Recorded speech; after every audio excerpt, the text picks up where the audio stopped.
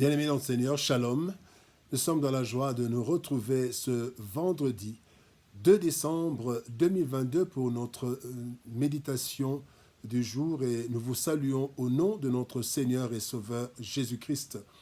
Nous allons lire un texte dans la première lettre de Pierre, le chapitre 1er, verset 3. Et nous allons lire dans 3 versions différentes. Dans Louis II, il est écrit « Béni soit Dieu, le Père de notre Seigneur Jésus-Christ, qui, selon sa grande miséricorde, nous a régénérés pour une espérance vivante par la résurrection de Jésus-Christ d'entre les morts. » Bible du Semeur nous dit « Béni soit Dieu, le Père de notre Seigneur Jésus-Christ.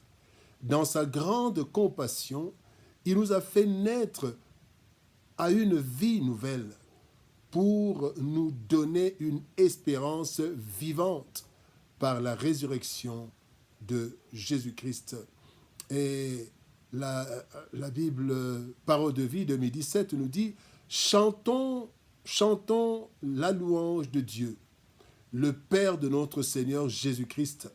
Dans sa grande bonté, il nous a fait naître une deuxième fois en relevant Jésus-Christ de la mort. Nous avons ainsi une espérance qui fait vivre. » Régénérer pour la vie. Régénérer pour la vie, tel est le thème de notre méditation de ce vendredi 2 décembre 2022. Bien-aimés dans le Seigneur, il est écrit dans Éphésiens chapitre 2 verset 5 que nous étions morts par nos offenses, nous qui étions morts par nos offenses. Cela veut dire que nous pouvons respirer, marcher, etc. Cependant, le péché d'Éden nous a apporté la mort, ainsi qu'il est écrit dans Romains chapitre 5 verset 12. C'est pourquoi, comme par un seul homme, le péché est entré dans le monde, et par le péché la mort, et qu'ainsi la mort s'est étendue sur tous les hommes parce que tous ont péché.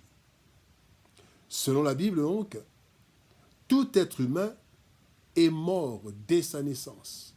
Nous naissons morts, spirituellement du moins, séparés de Dieu. Gloire soit rendue à l'Éternel, qui par sa miséricorde nous redonne la vie en Jésus. Ainsi, la vraie vie ne se trouve pas ailleurs que dans le Seigneur. Et c'est ce dont chaque être humain a besoin. La vie en Jésus-Christ. Dans notre méditation de ce jour, nous allons tirer quelques leçons de notre verset. Parlons d'abord de la régénération. La régénération. Dans Tite chapitre 3, versets 4 à 6, il est dit « Mais lorsque la bonté de Dieu notre Sauveur et son amour pour les hommes ont été manifestés, il nous a sauvés, non à cause des œuvres de justice que nous aurions faites, mais selon sa miséricorde, par le baptême de la régénération et le renouvellement du Saint-Esprit, qu'il a répandu sur nous avec abondance par Jésus-Christ notre Sauveur. » Le baptême de la régénération. Bien-aimés dans le Seigneur, le plus grand miracle de tous les temps, c'est la nouvelle naissance, qui est en fait la régénération de notre esprit qui était mort par le péché. En effet, la sentence, bien-aimés, qui a suivi le péché ou la sentence suite au péché d'Éden, au péché d'Adam et d'Ève, eh bien, cette sentence était la mort. Cette mort était d'abord spirituelle. La séparation d'avec Dieu. Dieu a chassé l'homme du jardin, l'homme qui était en contact permanent avec Dieu. Et la séparation avec Dieu. Et cette séparation, cette mort spirituelle, a conduit à la mort physique. La mort physique s'en est suivie. Et voilà, le grand ennemi, le plus grand ennemi de la vie, c'est la mort. Lorsque nous croyons en Jésus, en fait, nous sommes baptisés, donc plongés en lui. Et ainsi, notre esprit est régénéré. Nous étions loin de Dieu, mais notre esprit est régénéré. Souvenez-vous du rideau qui s'est déchiré en deux. Et en Christ, Christ nous a rapprochés de Dieu, il nous a rachetés. Et ainsi, bien-aimés, nous sommes régénérés, nous reprenons la vie quand nous croyons en Jésus-Christ. La deuxième leçon, nous voulons parler de la régénération. Régénération par amour. Nous sommes régénérés par amour. Nous connaissons très bien ce texte de Jean, chapitre 3, verset 16. « Car Dieu a tant aimé le monde qu'il a donné son Fils unique, afin que quiconque croit en lui ne périsse point, mais qu'il ait la vie éternelle. » L'homme et la femme ont péché délibérément et n'avaient donc pas d'excuse, de même que nous. Bien-aimés, lorsque nous péchons, nous en sommes conscients. Ainsi, comme dit le psalmiste, Dieu serait juste s'il nous condamnait dans sa sentence. Nous lisons cela dans le psaume 51, verset 6. Il dit, tu seras juste dans ta sentence parce que j'ai péché. Je suis conscient de mon péché. Au lieu de cela, au lieu que Dieu nous condamne, au contraire, il décide de nous sauver à cause uniquement de son amour. Son amour seulement. Son amour pour la création. Bien-aimés, nous avons donc été régénérés par amour et non par nos mérites. Nous n'avons pas de mérite.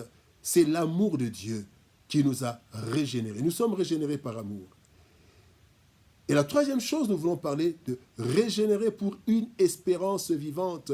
Le texte du jour, quand nous lisons dans Louis II, il est dit, selon sa grande, béni soit Dieu, le Père de notre Seigneur Jésus-Christ, qui, selon sa grande miséricorde, nous a régénérés pour une espérance vivante. Bien-aimés, régénérés pour une espérance vivante. Dans 1 Pierre chapitre 1er, verset 3, justement, c'est ce que nous venons de lire.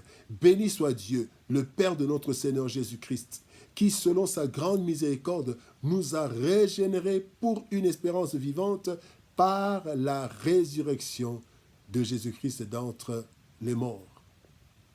Bien-aimés dans le Seigneur, toute l'espérance humaine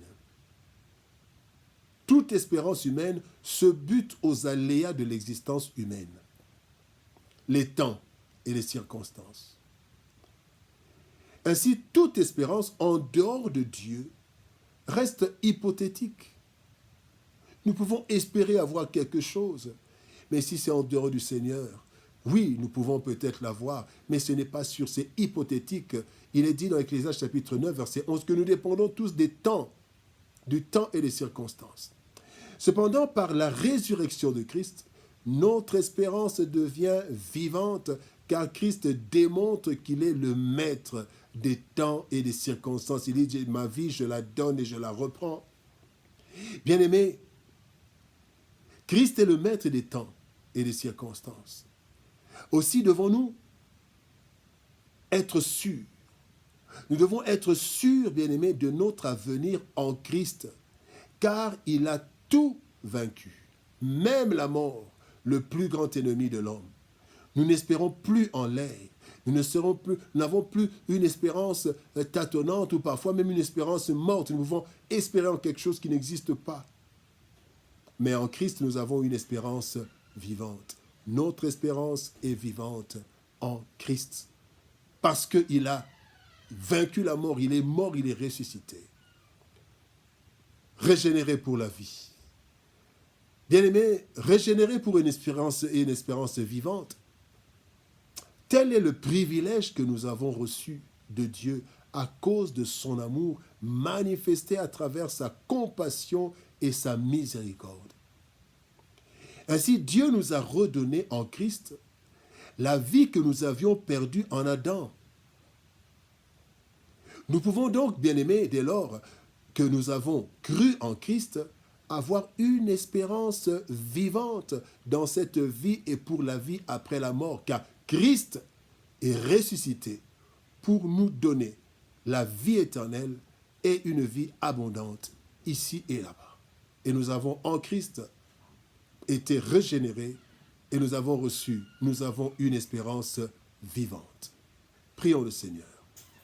Éternel Père de gloire, Dieu Tout-Puissant, nous te rendons grâce pour ton amour et ta bonté. Merci Père parce que tu es celui qui nous garde, qui nous a régénérés. Nous étions morts à cause du péché d'Adam et Ève, à cause de notre péché, mais tu nous as régénérés en Jésus-Christ. Seigneur, merci pour la vie.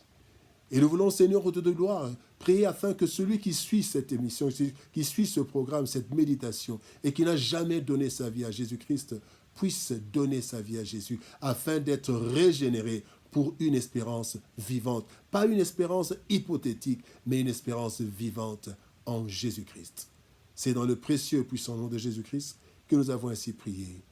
Amen. Bien-aimés, nous sommes arrivés à la fin de notre méditation. Que Dieu nous bénisse. Shalom. Au revoir. Bon week-end et à lundi.